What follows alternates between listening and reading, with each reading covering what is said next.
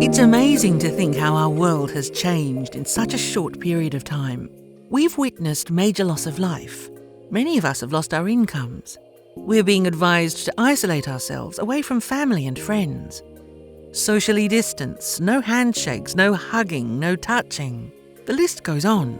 No doubt, COVID-19 has created enormous anxiety and stress.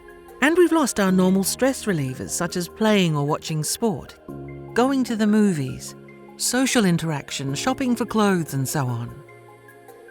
A world of instantaneous feedback is now a reality, and for better or worse, it provides constant social media updates on the numerous devices we all own. Unfortunately, at the moment, very little of it is positive.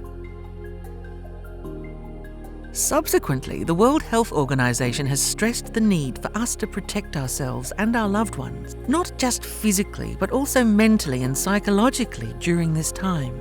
So we have produced this video to suggest a few techniques to help you look after yourself through this uniquely testing period.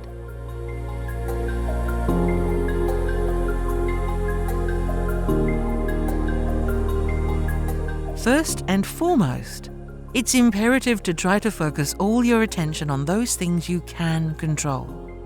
We cannot slow down or control the bleak coronavirus headlines, the thousands of posts on social media, the constant updates on radio, TV, and our mobile phones.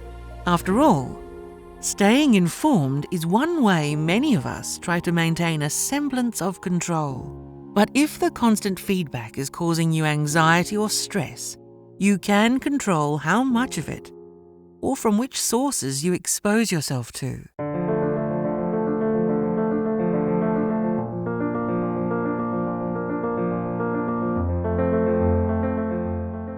Our mobile phones are with us 24/7, and the temptation to check the phone at every notification can be overwhelming.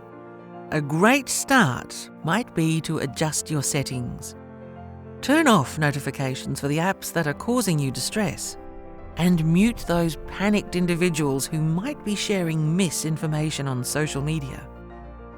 The data we allow into our minds will, in the long run, affect how we feel, so it should be monitored with great care. We would never agree to someone dumping a truckload of garbage in our bedrooms. We mustn't let that happen to our minds. If you are not sure of what is causing you stress, it might help to create a stress diary and note each time you are feeling stressed. This may help you identify some triggers and formulate coping mechanisms.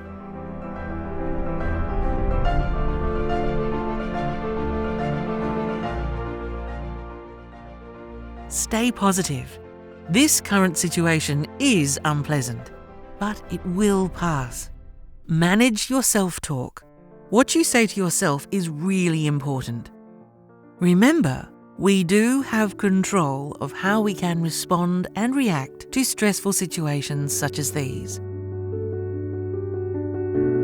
It is okay to be feeling uneasy right now, as this situation is unique and naturally strange for all. Rather than focus on the things that have been taken away from you, which is a natural thought process, try to consider this: a phase in your life where you have been given an opportunity to complete some well overdue tasks or work on some personal goals.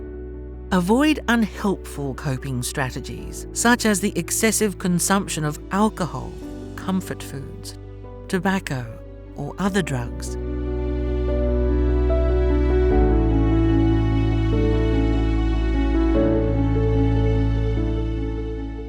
If you are working from home, try to establish a dedicated workspace. Maintain regular work hours with scheduled breaks. Try to make it business as usual as much as possible. Get up early. Exercise if that is your normal routine. Shower, get dressed in your work attire, have breakfast and move to your workspace. Set goals. Compile a to-do list and prioritize the most important tasks every day. This will help you maintain focus. Try to stay connected with your workmates. Make regular phone calls. Partake in video meetings. You could even share a 10-minute coffee break on FaceTime or WhatsApp.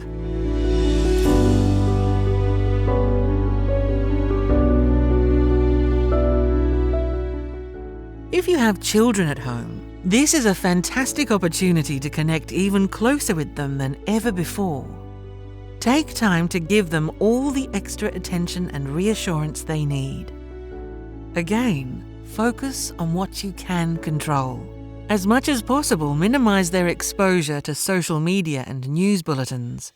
Take the time to discuss some simple aspects of COVID-19 with them that you feel they need to know. Do this honestly and in a manner that you feel is appropriate for their age and their temperament. Share your feelings with them and encourage them to express how they are feeling.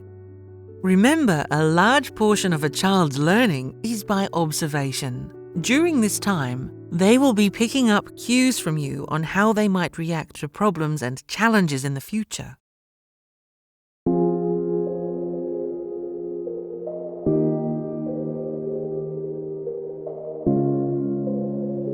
Show them good habits like taking up a new exercise. It's a great way to relieve stress and keep you healthy. Keeping regular sleep routines and eating healthy foods.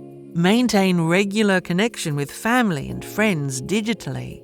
Performing a random act of kindness, which is great for your mental health. Selecting a friend or friends that you feel may be doing it tough through this period and with little to no support, and make it a goal to contact them regularly. Taking time each day to connect with a loved one. No TV, no computer games, just connect. You may also want to learn a new skill like cooking, learning a language, learning an instrument, and so on.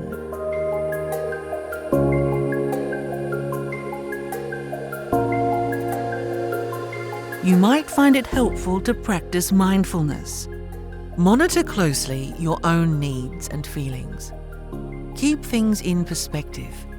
Do your best to remain calm and please follow closely the directives issued by the various authorities. The faster we all stick to the rules, the sooner life will get back to somewhere near normal. You know, it's normal to feel overwhelmed and stressed during this time. It's also okay to acknowledge your feelings with someone you trust. Just check that they are in the right headspace before you do so. If you feel you need it, seek professional support. Managing your mental health and psychosocial well-being during this time is as important as managing your physical health. Stay safe, stay positive,